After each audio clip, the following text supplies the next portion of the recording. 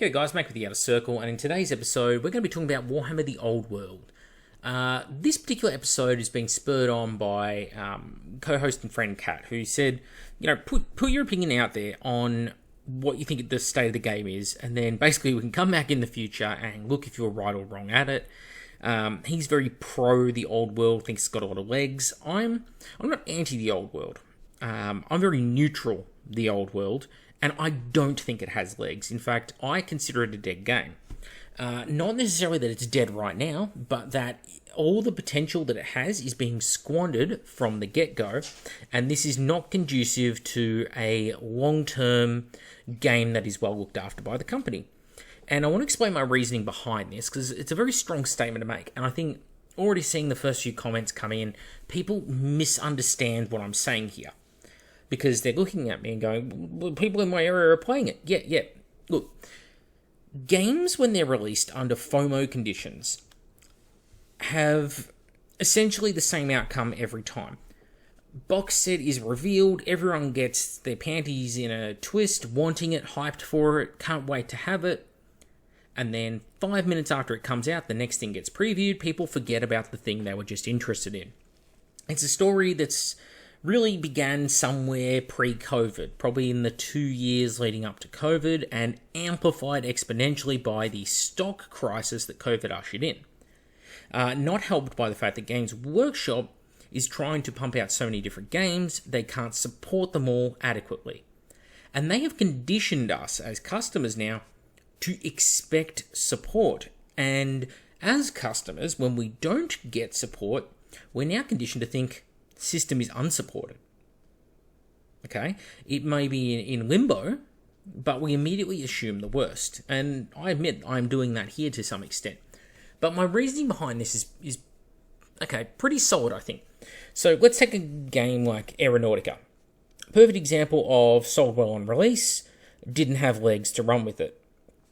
Then look at a game like Blood Bowl.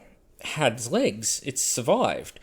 And so does Necromunda. But with a game like Blood Bowl, it's mostly the people, not all, but mostly the people who played it already that stuck with it. I think the Old World falls into that category. Mostly the people who were playing the Old World 8th edition Warhammer Fantasy or 9th Age Warhammer Fantasy are going to be the people who are still playing it in a year's time. Because really a year is sort of the let's see how well the system is being looked after. That's basically what we're looking at. And in the case of, the Old World, I don't think it has the legs for numerous reasons. Let's look at something that's pretty analogous to this, right? And that would be the Horus Heresy. So in the Horus Heresy, people consider it to be a very niche game which is heavy on, say, Astartes. Astartes is one faction in the game. You've also got Knights, Militia, Mechanicum, which has multiple flavours, but, we'll call each of these their own faction. We've got Custodes, Sisters of Silence. There's like at least 6 or 7 factions in Horus Heresy, right? And with that in mind, and before we even throw in like Black Shields or Shadow Legions, that's half as many, in fact, that's over half as many as there are in the Old World. I mean, if we look at let's see here, the Old World book. We've got how many different factions for the good guys here? Like all of the good guys in the book. 1, 2, 3, 4, 5. Right, 5 factions supported. This is what we've been told is going to be supported by Games Workshop. So it's already less than the Horus Heresy. Granted, there's also the evil factions, which is nearly as many factions again. That's still only barely more than Horus Heresy. And people think that the Horus Heresy, including myself, is not very well supported. And yet the Horus Heresy is many new miniatures in there.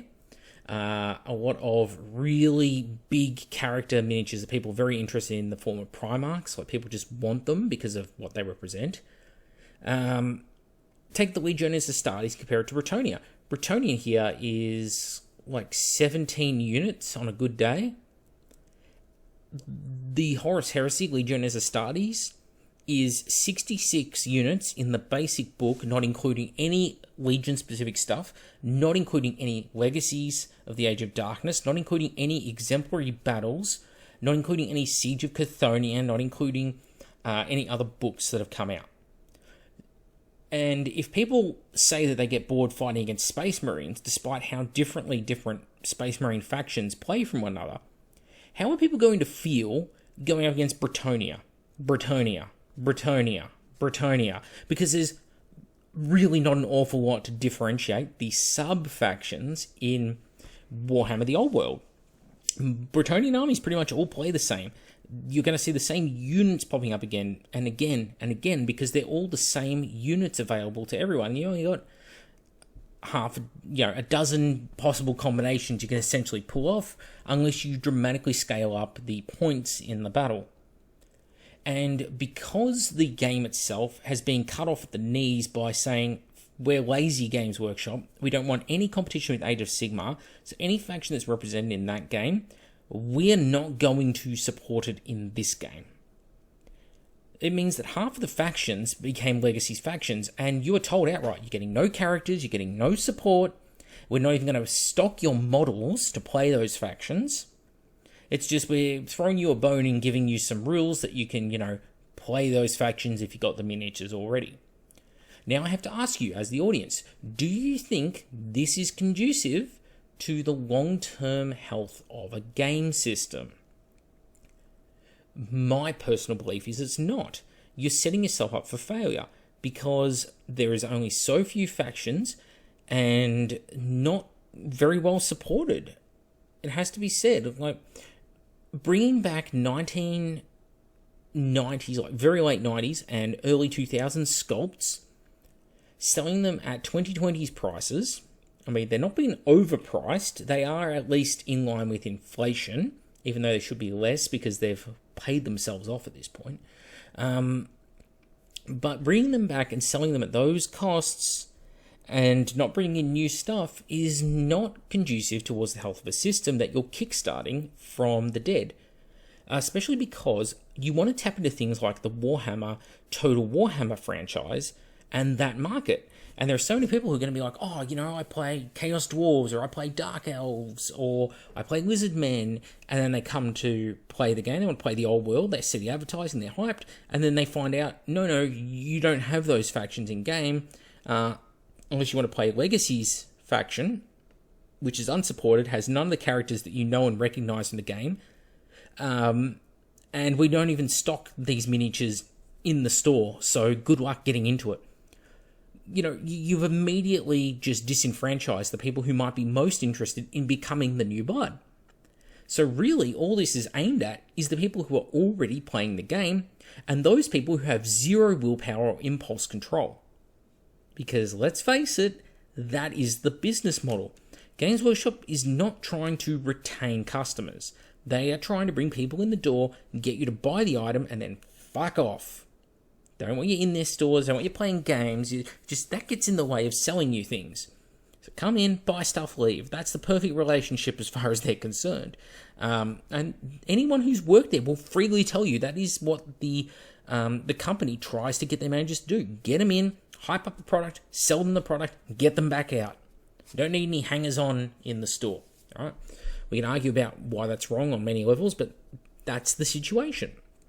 So again, I ask you, the audience, is this conducive to the long-term health of a game system? And no, it's not conducive to the long-term health of a game system to do things like this. Because again, Heresy is the perfect example of a best-case scenario in that the game dropped, it got decent enough supporting miniatures. I think there are many arguments to be had about the types of miniatures released and whether or not they were crucial to the game, but there was a lot of new kits. Okay? So a lot of new kits and, reasonable time frame between books. Not great, not terrible, just reasonable time frame between books. And a lot of the new players that came in for 2.0 have already started to filter back out of the communities. So you get this surge, this uptake of people getting in. But of course, they hit that problem. They hit that wall of actually having to perform hobby. And that wall is a huge barrier for many people. You may not like to hear it, but many of you would know this or be this, and that is someone who is unable to commit to actually finishing an army, getting something playable, fully painted, built, based on the tabletop and playing. Okay? I don't say this to have a dig at you or put you down or demean you or anything like that, because there'll be someone who takes offense, but I say this because that is the reality of the situation. So if people can't already bring themselves to paint their existing stuff and build and paint and all that, how are they going to be bought in and stick around long enough to build thousands of points of Warhammer Fantasy miniatures and all the gripes that come with painting old miniatures with weird janky proportions, which you sometimes get, and to keep the variety up in the game system, because how many different factions can be playing in your area? Like I said, even if you look at Heresy and say, oh, it's just a Marines game, which we've established it isn't, there are still 18 flavors of vanilla Marines, right? 18 legions, which is far more than we have here in the old world. In fact, it's twice as many factions there are present in this game, unless you want to include every single possible faction. And it does lead to many different permutations of the game and different play styles, which is really interesting. So, yeah, I mean, what do people want to see, you know? What can you get out of these sort of books that is sustainable, you know? I don't think the game has the legs that it needs. And if Horus Heresy, with all of its permutations and all of the goodwill behind the Heresy community, can't retain all of the new blood that comes in fact, can't retain most of the people who came in. You know, it's back down in most cases to pretty much just people who were playing it before it got relaunched into 2.0. Why the hell would the old world? Just do the common sense test here. Because the old world has been set up in many ways to fail in that particular goal. It does not have the releases behind it, the good quality brand new miniatures. It doesn't have that. It has a few new characters released for these factions, and you know that they always put, Games Workshop always puts the most effort in to a flagship launch. Okay, the starter set that is released at the start of any edition of the game or the new box set for any army is where the most effort goes in. It goes in up front. So the best that's going to come in old world, you've already seen it. You've already seen what you're getting for the factions. You can look at the Tomb Kings, you look at their Bone Dragon, you know, horrible miniature. You look at the Bretonnians and their new lord flying around on his hippogriff. That's it. That's essentially what these factions have got. You know, maybe a new regiment, say the Bretonnians get some foot knights. Cool. If you know now that essentially support has ended for your game, and that many of your factions have no characters. Again, I play Chaos Dwarves. I got no characters this edition. Or I can go back to 8th edition Warhammer Fantasy, the previously dead and killed off game, which has as much support for the Chaos Dwarves as this edition does, only it actually has characters in it. And it has more units because they squatted a few of my Chaos Dwarf units, forgive the pun. You know, what's going to draw me in as a gamer? What's going to retain me? What's going to make me want to stick around? Not having characters, not having miniatures for sale for my army, not having faction support, not being tournament legal if you like playing tournaments. Oh, I know what'll keep me around playing my old school Chaos Dwarves. Playing the same Bretonnia army list that every second person has at the event, because every other person has the Tomb Kings, because those are the miniatures that are for sale. Does that sound healthy or conducive to a long-term system? And I'm going to say no. And again, a huge part of the problem here, to circle back around to the start of the episode, is Games Workshop has conditioned us to think this way. Because that is the result of their actions that they have done for 7 years. I reckon it's about 7 years now they've been doing this to us. They've been dropping boxes, dropping factions for every game system.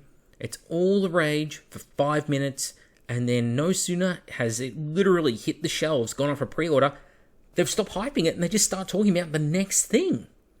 We're already there. A great example of this in recent times is Legions Imperialis. It didn't even get a month from when it was on order to when the old world was on order. And something else that Games Workshop forgets, but I don't because I am a fan like you all are listening. That's why I advocate for us to be treated better by the company for the sustainability thing, is I don't think Games Workshop appreciates how much less money we have. Every one of us is poorer than we were before COVID because all our governments locked us down for, reasons that I disagree with strongly. There's a political opinion for you. But they indebted every one of our countries, drove inflation through the roof, caused stock shortages globally. Rent has skyrocketed for the majority of the world. Mortgages have skyrocketed for the majority of the world. Fuel is up. There's wars going in the world, all sorts of conflict. And Games Workshop is bringing out these things, charging more than they ever have before, and going, yeah, we think people are going to buy just as much as they could before. And to me, that seems ludicrous. But this is a company that does no market research and proudly states that fact. And their whole process just seems to be, we think sales will improve year over year because they have in the past. And of course, the community rewards them. So they kind of prove the point in many cases because the community just goes, yeah, you know what, I don't have money to pay rent this week because I spent it on Warhammer. And that was the smart decision because I have, again, no willpower or self-control. And the amount of times I see that, I used to get angry at it. Then I felt pity at that approach. Now I'm pretty much at apathy, going, well, you did it to yourself.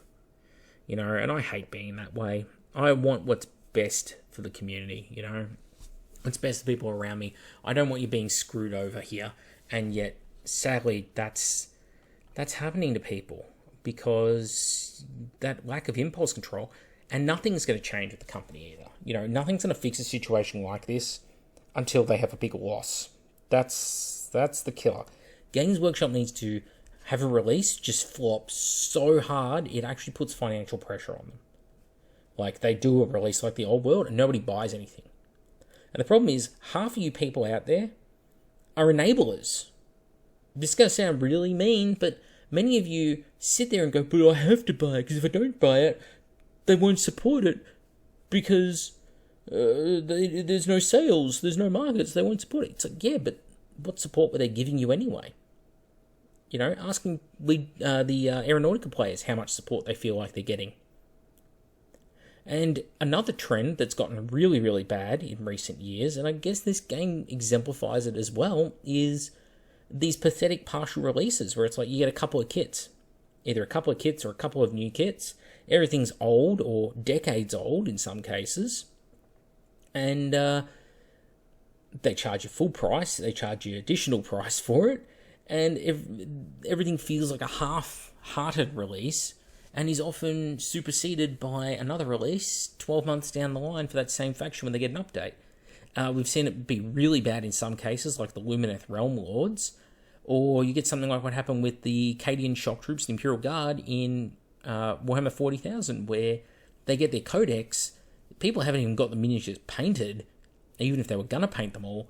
And 10th edition drops and completely invalidates the codex they just bought literally a couple months earlier. This is out of control and it's insane, and yet people reward this behaviour by spending more. I really don't want to see people spending money on this hobby at this point. I want to see people engaging with the hobby and having a fun time doing it, but people shouldn't be cash cows for a corrupt company. And at the same time as I say all this, I say that Warhammer the Old World is dead. It's uncared for by a company that is putting bare minimum effort into it, that doesn't understand their target audience, and I don't care if you've got 2,000 new followers in your group and it's doing great. Let's get all 2,000 of them to your big tournament in a year's time. You do that, I'll eat my words. I will put a public apology out there on YouTube for all of you to see that says, I was wrong. This game has some serious legs. It is more popular than Warhammer Fantasy Battles was. Because I don't think that's going to happen. I am very certain that's not going to happen, in fact. That's why I'm making this video.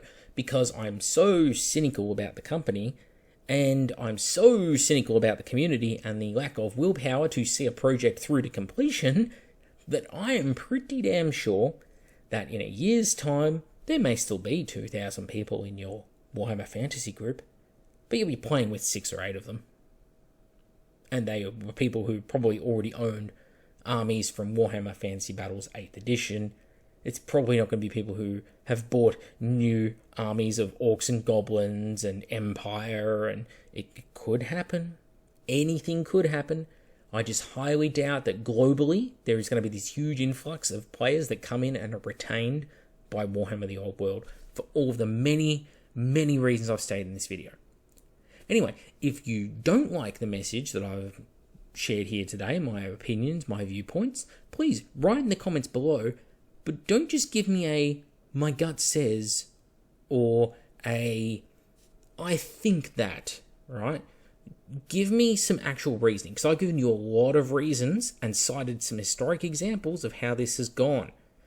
Give me some examples to the contrary of where a game system that's been dead for decades is revived and then has a player base that is stronger than it ever was in the past with Games Workshop. They've not done it yet, and I don't think they can do it because they are not giving it the legs, the support that it needs.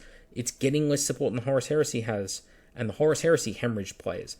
And the factions that are in this game, okay, they're in this game because the company changed direction multiple times throughout production, it seems. I don't think they ever nailed down what they wanted this system to be, because they released concept art of Kislev, they spoke about Cathay, Time of the Three Emperors, and then they open with Bretonnia versus Cetra. They don't know what they're doing. Ineptitude doesn't even begin to cover it. So if you're going to come in and say, Macca, you're salty, none of your points are valid, and you're always negative, that's cool. How's about we back that up and don't just talk some shit in the comments? Give me some actual fucking points about why I'm wrong, A, B, C, D, lay it out. Because, hey, I'm not saying there are invalid points. There are some very valid points as to why this could have legs. And it could be that cross-pollination. People are just so in love with Bretonnia because they play them in, Total Warhammer. Cool. That might be a valid point. Go for it. Fill my comments with things like that. But don't just say, no, you're wrong. That's cool. Cool story, bro. I bought evidence. You bought nothing. Give me something to work with here. Anyway, Mac with the Art Circle, thank you all for watching, and I'll catch you on the next episode.